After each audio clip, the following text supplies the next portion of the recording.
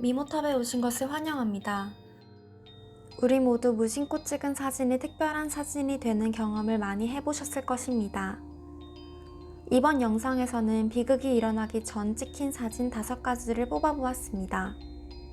만약 저희 영상에 관심이 있으시다면 저희가 계속해서 새로운 콘텐츠를 가져올 수 있도록 좋아요와 구독을 눌러주세요. 타일러 헤들리. 이 사진은 메리조와 블레이크 헤들리의 플로리다 집에서 찍은 것인데, 사진 속에서 여러분은 셀카로 친구와 함께 찍힌 17살 된 그의 아들을 볼 수 있습니다. 이 사진은 몇 시간 전에 타일러가 부모님을 죽을 때까지 망치로 때렸다는 것을 알기 전까지는 전혀 이상한 사진이 아닌 것처럼 보입니다. 이 사진을 찍혔을 당시 그의 부모님은 집에 싸늘한 시신이 된 채 방치되어 있었습니다. 타일러는 부모님을 살해한 뒤 페이스북에 자신의 집에서 파티를 열 예정이며 부모님도 없을 것이라고 게시하였습니다. 조금 뒤 파티가 열리는 도중 타일러는 부모님을 죽였다는 사실을 친구에게 말했는데, 친구에게 시체를 보여주기 위해 윗방으로 데려가기도 했습니다. 조금씩 이 사실이 퍼지게 되어 모두가 알게 되었고, 이 사건은 경찰에 신고가 되어 타일러는 살인 혐의로 체포되어 기소되었습니다. 재판 도중 그는 아버지가 몇 년 동안이나 자신을 학대해왔다고 발언했지만 결국 큰 거짓말임이 드러났고, 사실 타일러에게는 심각한 심리적 문제가 있는 것으로 밝혀졌습니다. 그는 2014년 무기징역을 선고받았습니다. 크리스 맥캔들리스. 이 사진에서 크리스는 그가 가장 좋아하는 풍경에서 포즈를 취하고 있는 모습을 볼 수 있습니다. 1992년 그가 죽기 전에 발견된 마지막 사진입니다. 크리스는 모험가였고, 이 땅에서 벗어나 문명을 떠나서 살기를 꿈꾸는 청년이어서 대학 졸업 후 저축한 돈을 자선단체에 기부하고 전국을 여행하기 시작했습니다. 여행 중 그의 차가 고장나고 차를 버리고 알래스카로 히치하이킹을 하기 시작했는데, 마지막으로 그가 살아있는 모습을 보일 때가 택시 운전사와 함께 있었고, 운전사가 그를 알래스카의 외딴 지역으로 태워주었을 당시였습니다. 그곳에서 크리스가 몇 마일 걸어 버려진 버스를 발견하고는 3개월 동안 정착하기로 결정했습니다. 3달 후 그는 음식을 구할 수가 없어서 도시로 다시 돌아가려고 했지만 찾은 길은 강에 막혀 있었습니다. 버스로 다시 돌아가기로 결심하고 문 앞에 이 메모를 남겼습니다. 방문하는 사람, 이 문자를 봐주세요. SOS.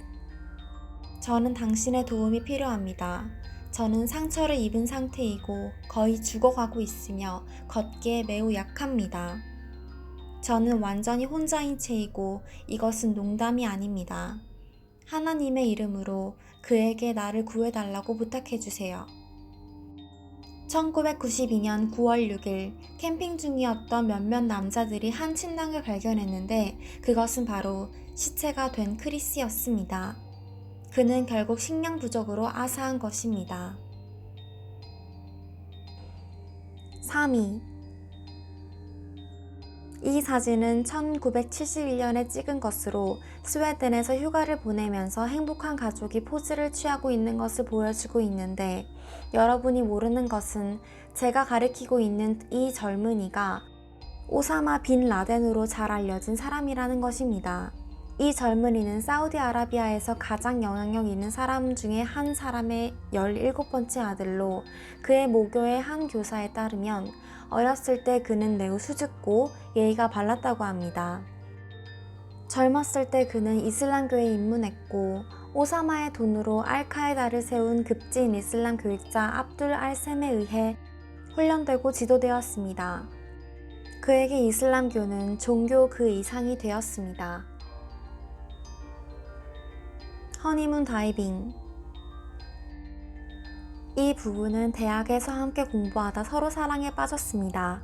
2003년 결혼 계획을 세웠고, 그들은 호주에서 신혼여행을 위해 다이빙 레슨을 받아왔습니다. 결혼 11일 만인 10월 22일, 이 사진은 다이빙 파트너가 찍은 것으로 그는 아내의 사진을 찍고 있었습니다. 이 순간 당신은 배경에서 커플이 수영하고 있는 모습을 볼 수 있는데 그들이 따로 떨어져 있었던 이때 남자는 수영하는 아내를 잃어버렸다며 도망쳤습니다. 그가 다이빙을 시작하기 전에 일부러 티나의 공기 공급을 끊었다고 합니다. 물속에 있던 사람들은 가라앉기 전에 그 커플이 포옹하는 것을 보았다고 말했습니다. 더 이상한 것은 이 남자는 아내의 생명보험을 늘렸으며 그녀가 죽으면 많은 돈을 받을 것이라는 사실입니다. 비자발적 살인죄로 4년형을 선고받았지만 증거 불충분으로 7개월에 그쳤습니다. 천국의 계단.